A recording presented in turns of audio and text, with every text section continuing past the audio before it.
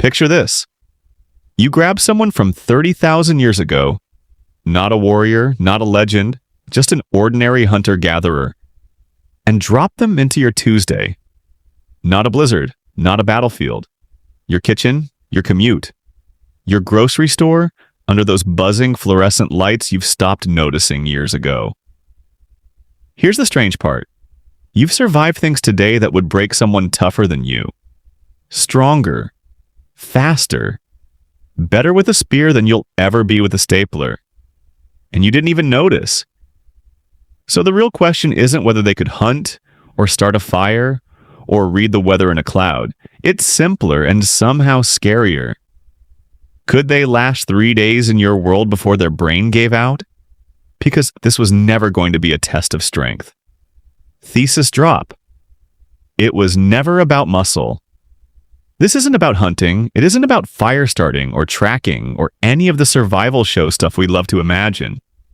It's about whether a brain built for a whisper-quiet world can survive a life engineered to scream at it every single hour without a single moment of real silence. And that might be the actual reason you're wiped out by 3 p.m., staring at your screen, blaming yourself for being lazy. Scientists only recently figured out why, and it has nothing to do with willpower. It starts with something you don't even register anymore, something so constant, so normal that you've stopped hearing it entirely.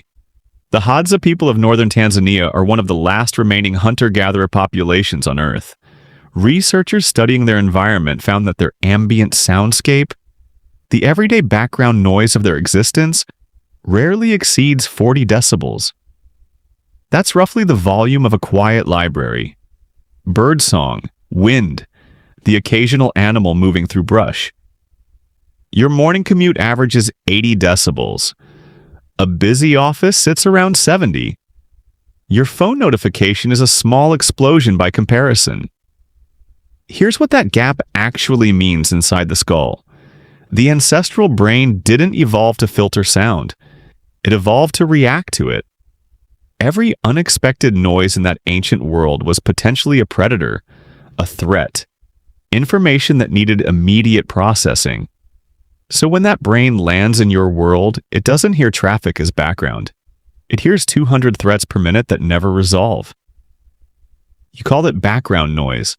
Their brain would call it an emergency that never ends. And that's just the ears. Factor in 8 hours under artificial light that mimics no sky that has ever existed in nature, and you're not talking about discomfort anymore.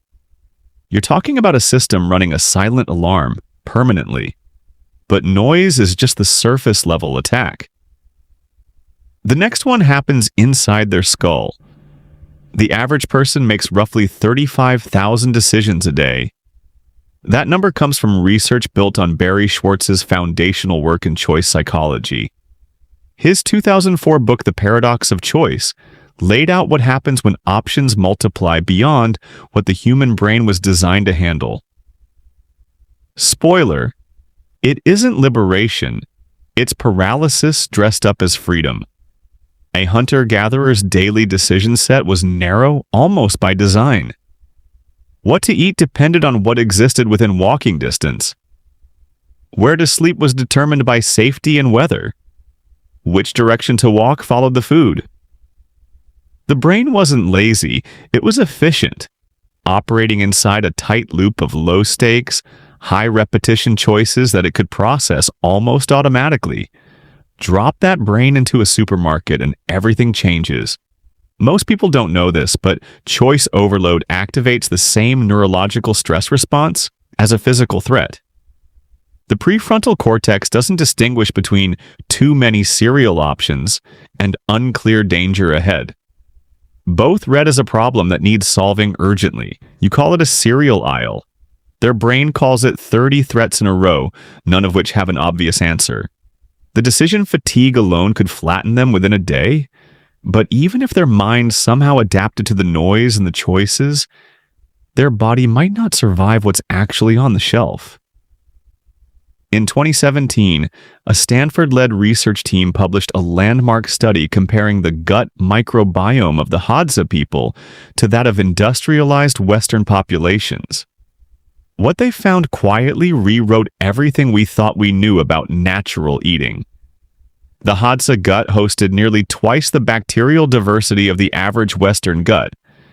Entire species of microorganisms that have simply vanished from modern digestive systems, likely casualties of processed food, antibiotics, and decades of dietary monotony. That diversity wasn't decorative, it was functional. Those bacterial communities were specifically adapted to break down raw, fibrous, seasonal food. The kind that has dirt on it, that varies by month, that has never seen a preservative in its existence. Now hand that gut a vending machine snack, a protein bar, a bag of chips engineered in a laboratory to be as chemically palatable as possible. You call it a snack. Their body would call it a biological invasion. The microbiome wouldn't gradually adjust. Researchers believe the shock of modern processed ingredients on an ancestral gut would likely trigger severe inflammatory response within days, not weeks. The system would essentially declare war on the food keeping it alive. But even if their body somehow adapted to all of it, the noise, the choices, the food, the loneliest shock is still coming. And it's not physical at all. In the 1990s, British anthropologist Robin Dunbar proposed something that seemed almost too simple to be profound. He argued that the human brain has a hard cognitive limit on the number of stable social relationships it can genuinely maintain. Roughly 150 people. Not acquaintances, not followers. Actual relationships built on trust, history, and mutual survival. He called it the social brain hypothesis, and decades of research across cultures have largely held the number steady. For our ancestors, that number wasn't a limitation. It was the entire world. You knew everyone in your group. You understood their moods, their loyalties, their histories. That knowledge wasn't social comfort, it was survival infrastructure. Now drop that brain into a Monday morning in any major city. Thousands of unfamiliar faces. No context, no history, no way to account for any of them. You've probably felt it without ever naming it. That low, unplaceable anxiety in a crowd where everyone is technically present and nobody is actually there. You've felt it your whole life without knowing where it came from. That feeling has a 30,000-year-old explanation. You call it a busy street. Their mind would call it 150 strangers it can't account for, multiplied by 1,000 with no exit. So, put it all together. The noise, the choices, the food, the crowd, and ask yourself honestly who really would have broken first. So, bring them back. Stand them in your kitchen one more time. Watch them face the fluorescent hum, the overstocked fridge, the notification sounds, the stranger-filled commute, the cereal aisle, the lunch they can't digest, the crowd that offers no connection. They wouldn't last 3 days. Not because they were weak. They were almost certainly tougher than either of us will ever need to be. They'd break because the world you've built around yourself is, biologically speaking, a completely alien planet. And no amount of strength prepares you for a world your brain wasn't designed to read. Survival was never about being tough enough for the wild. It's about being wired for a world that no longer exists. So the next time you hit 3 p.m. and you're exhausted for no reason you can name, the anxiety in the crowd, the decision fatigue, the noise you've stopped hearing, well, maybe that's not weakness. Maybe that's an ancient brain fighting a battle it was never built for, every single day, without either of you ever noticing.